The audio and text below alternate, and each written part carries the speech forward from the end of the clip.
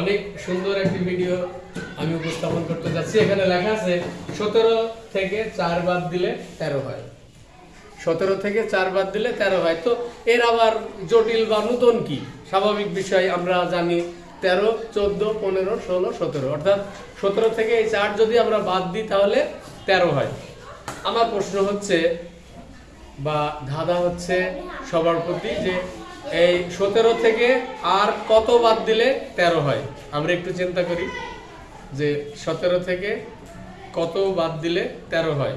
17 থেকে 4 বাদ দিলে 13 হয়। এই 4 বাদে আর কি বাদ দিলে 13 করা সম্ভব? আমরা একটু খেয়াল করি।